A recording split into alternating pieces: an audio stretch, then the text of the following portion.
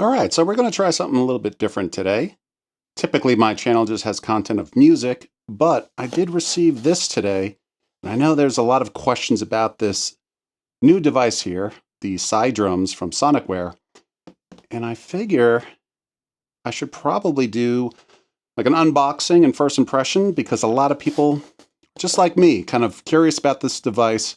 I was lucky enough to get this through their pre-order.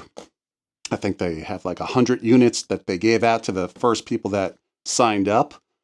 And I was lucky enough to actually, I'm assuming, be one of the first 100. So I guess we'll just get started. I will unbox this and give you my first impressions. I figure this will probably be a multi-part series, maybe 3 parts. For this video, I'm simply going to unbox this, give my first impressions. My second video would be me trying to figure out how to use it and actually create some beats. And then the third video, hopefully, will be one of me actually making a song with it, making a track. What caught my attention with this device is just the way it was kind of marketed and some of the first promos that were shared by Sonicware. It looks like a glitch box. And for those of you that have seen other content on my channel, I'm a big fan of small little glitchy boxes. So this fit that perfectly. I think it's going to hopefully be welcome here in the studio, and I'll be able to make some tracks with it. I don't know anything about this company, Sonicware. I know they have a few other devices in this form factor. I think this might be like the third in this kind of square form factor.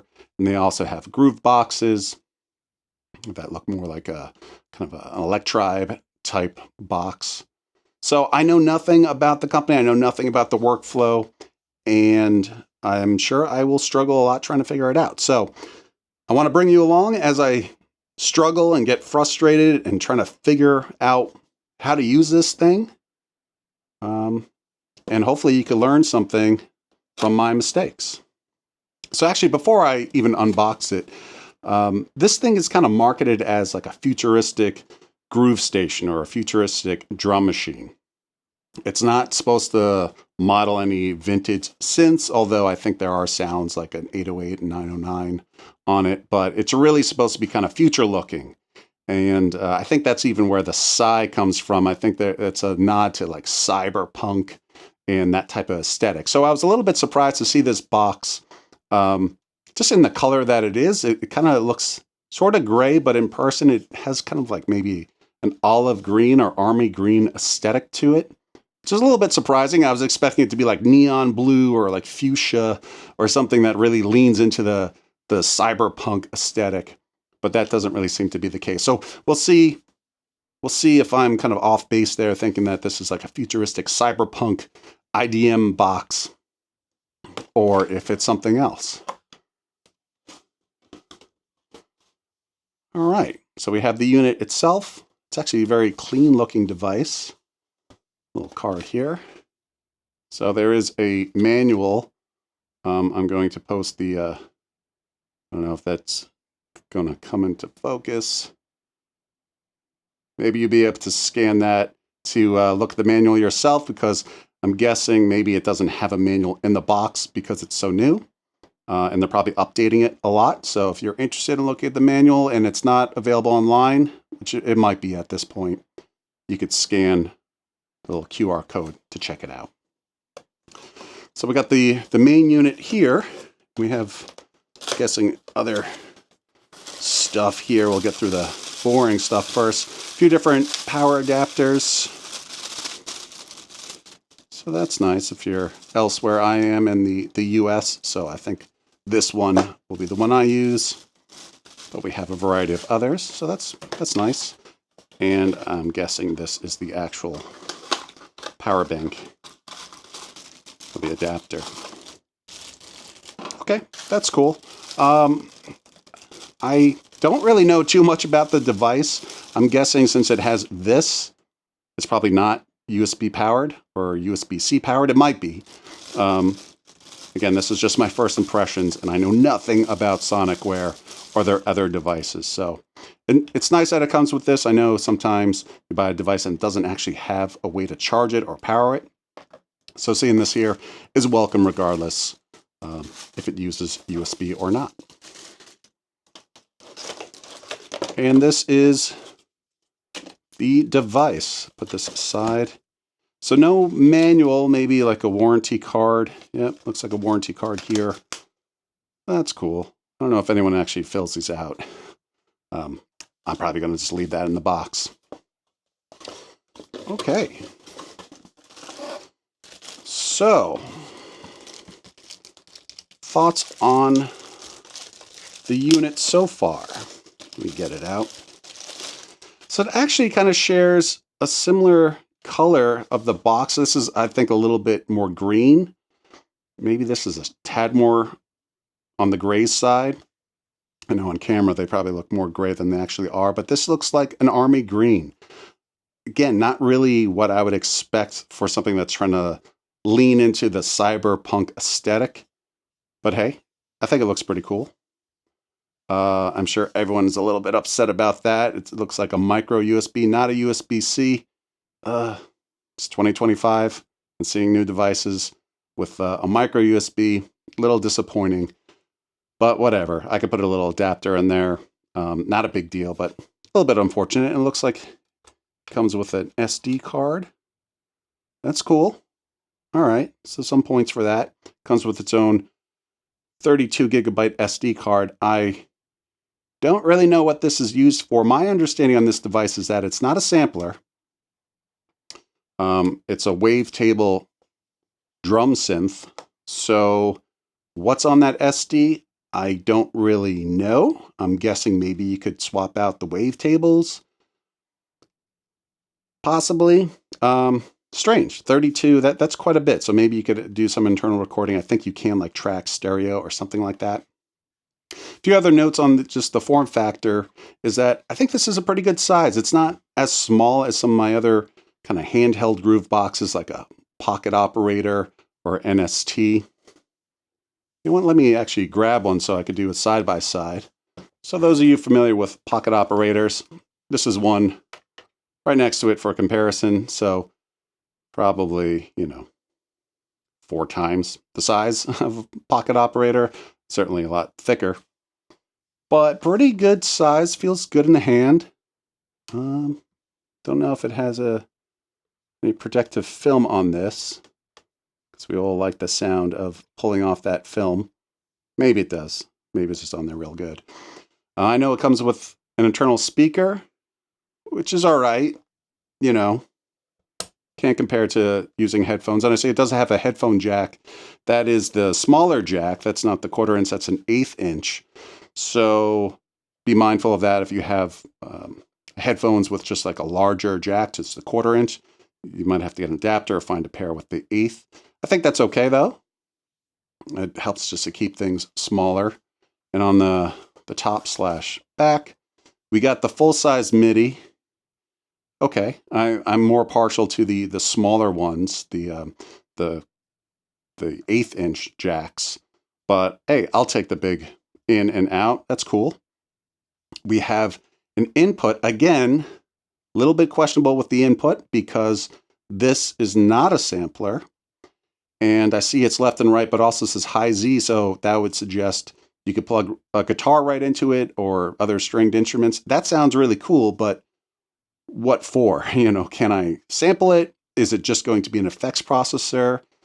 If it's an effects processor, that's a nice feature, I suppose, but I don't think people would buy this just to use it for effects. It's kind of a strange use case, but I'm not complaining. And, before I talk more on that, just to wrap up, we have the outs left and right. That's cool. We have the headphone out in the left and right. I'm wondering if you could have like different things going to different outputs. That might be too much to ask. It's probably just mirrors that, but just has this at line level, and that might be a variable level. Not too sure, but I know that's something that people have been asking for in the comment sections is, oh, it would be great if instead of it having 2 inputs, it would have 4 outputs. So you could kind of dump this out into a DAW more easily, or maybe just run it through other effects with different channels. So we'll see. We'll see if the headphone and this kind of could work that way, if you could route things differently. Not too sure. Probably very similar to other devices in this form factor. So it's probably not breaking new ground here, whatever the other devices, I think it's like the XT form factor. Other devices in that range probably will utilize the ins and outs the same way, other than this not being a sampler. We have the 12 volt center positive in, so that's cool. Not USB powered, okay.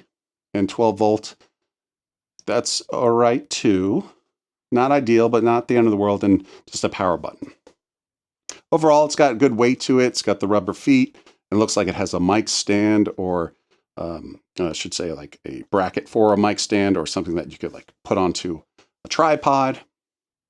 So that could be helpful for if you have it mounted to a stand and maybe doing live performances. That could be handy for you.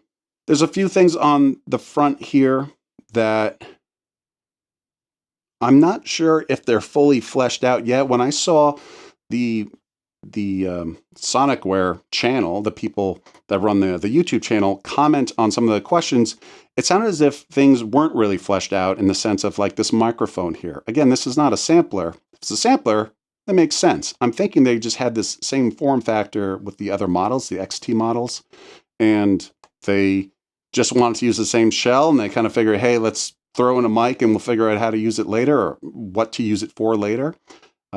So my understanding is that this doesn't do anything yet.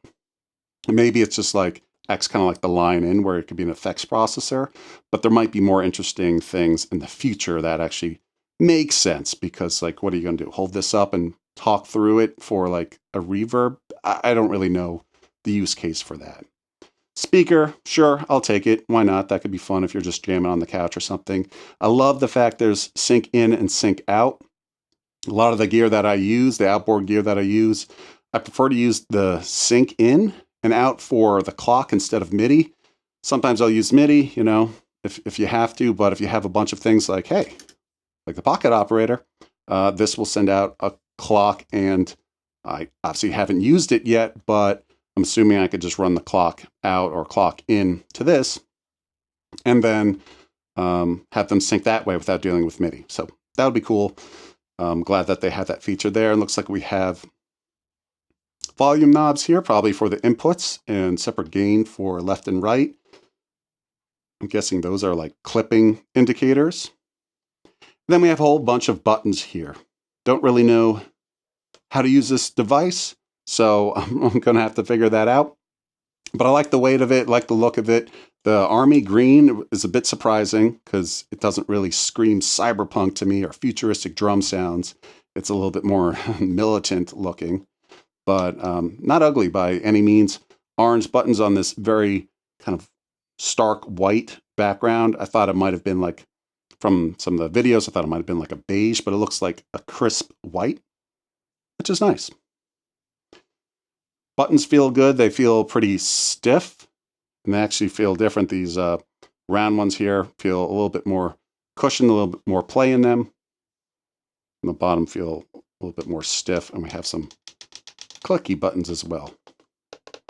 Looks like these some of these knobs act as buttons as well. Very cool. And one thing on the back that I didn't see before is the battery compartment.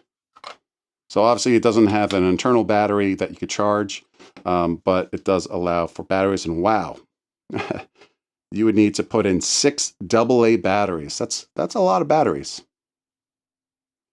I don't know anything about the battery life here, but that looks pretty chunky. And if I were to put in 6 AA batteries, then I'm sure this is going to have more weight in the hands than it currently does. And right now it actually feels, I would say, ideal. So really cool first impressions. Without the manual, I was planning on flipping through the manual, but I guess that's a digital version, so I won't do that today.